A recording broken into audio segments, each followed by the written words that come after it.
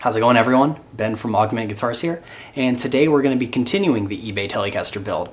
So what I have planned for this episode is we're going to be doing both the contours on the body, so we're going to be doing a tummy cut as well as a forearm cut. And along with that, we're also going to be doing the round over on the edges of the Telecaster body. And we're going to be doing that with a router and a round over bit, so let's get to it.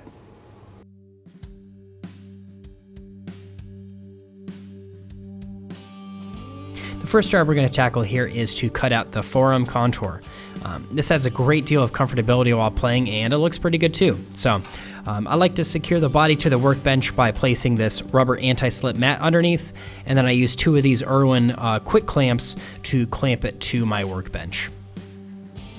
And as you can see from the lines that are already drawn on the body, I mapped this out beforehand. I show this process later in the video. To cut out these contours, we're going to be using a few different tools. One is the Shinto saw rasp that I showed in the last video. This will take out the bulk of the wood, and it's become one of my favorite tools. Alternatively, in the past I've used this aggressive sawtooth rasp. It does a good job, but it's pretty much been replaced by the Shinto. And then finally, I'll be using this flat sanding block to level out the contour as well as get rid of the scratches. Let's get to carving. So the reason why I like the Shinto rasp so much is because it has two different sides that have two different cuts. One side is a really aggressive cut, which is great for just taking out bulk amounts of wood, but it doesn't really leave the most level of surfaces. And the other is a finer cut, which doesn't take off as much wood, but it's really good for just leveling out the surface that you just made with the aggressive cut. So it's a really great and efficient tool.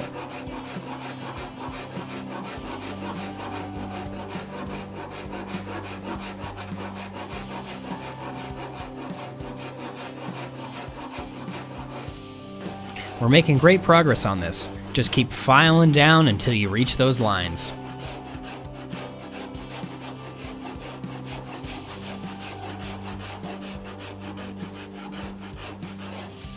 One thing I also like to do is mark the surface with a pencil. And when you go to file this, you can see how much wood you're taking off and if you're taking it off evenly.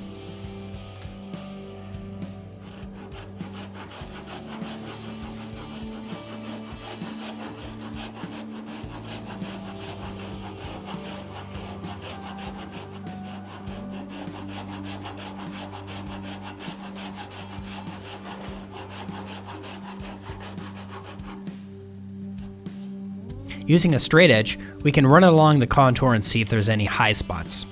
Looks like there's a high spot in the middle, so let's mark it.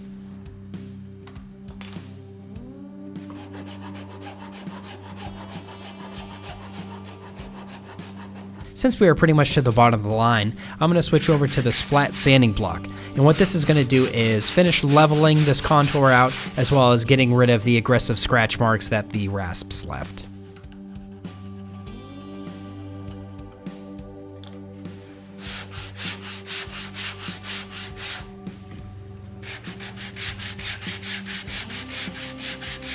Now that the contour is level and at the correct depth, let's smooth out this top edge.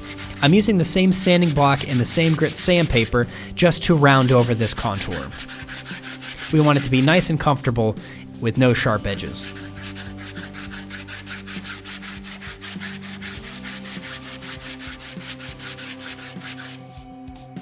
After finishing with the block sander up to 220 grit, I finish off with some hand sanding.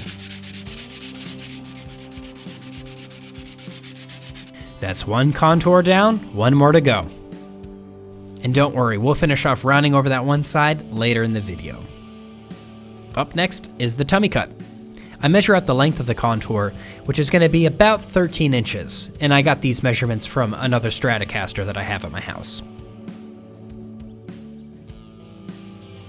Using the same measurements, I'm marking down the width to about 3 to 4 inches, and I'll scale this down closer to the sides.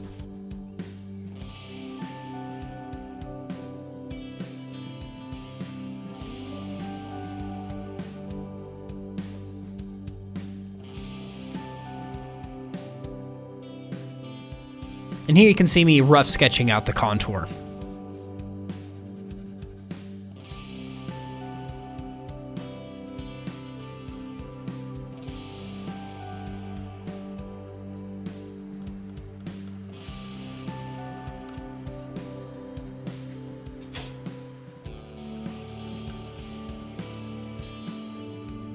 I marked the depth of the cut to be around an inch or so, give or take.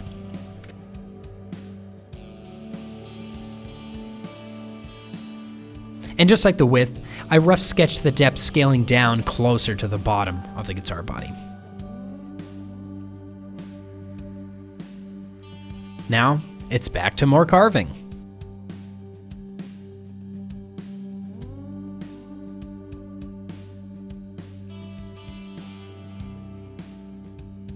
And in no time, we are almost there.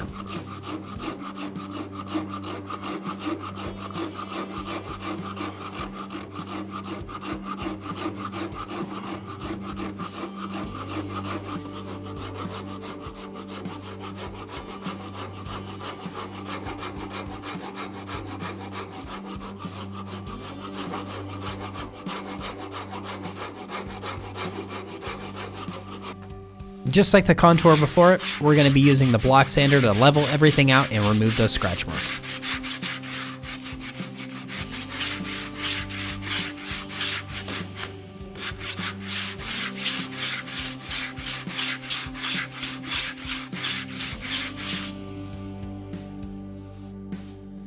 Now that we have the contour where we want it, let's go ahead and use the block sander to smooth out the back transition.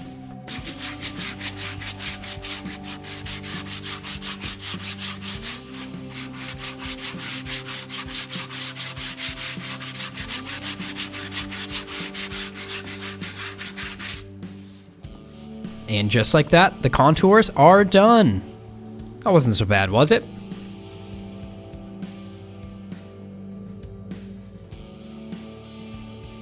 The last task we're going to tackle in this video is to route the edge roundovers. To do this, we'll be using this Bosch 1/8 of an inch roundover bit in my Makita Compact Palm Router. We're going to be running it along all the edges of the guitar body, except right by the neck pocket. Using this roundover bit makes quick work of a job that would take forever to hand sand. When routing the roundovers, you want to apply down and side pressure to the body to ensure that the router doesn't rock back and forth. This will make your cuts uneven, and you might even dig into the body a bit. One thing you could do as well is to replace this base on this small compact router with a bigger one. These days, I usually use my router table to route out the roundovers because it's a lot easier and it produces a better result. As you can see, I had the router bit depth a little bit too far down and it cut into the body a bit. No worries, we can take this out with some 220 grit sandpaper.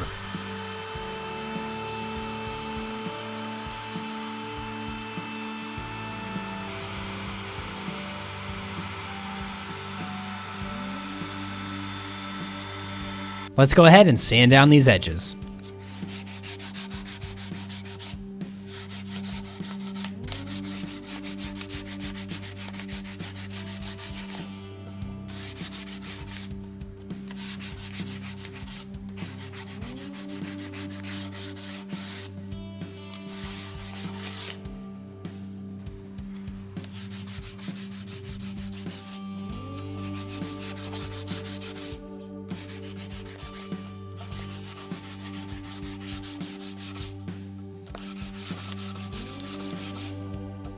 When doing the roundover on the top of the guitar, it's a good idea to stop right before the neck pocket because this wood is pretty brittle and really thin, so you could chip it out.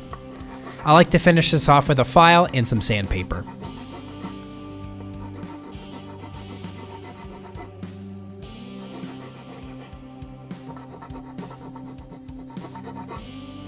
And voila! This tele body is really coming together. The added contours and roundovers make this a very comfortable body to hold and play.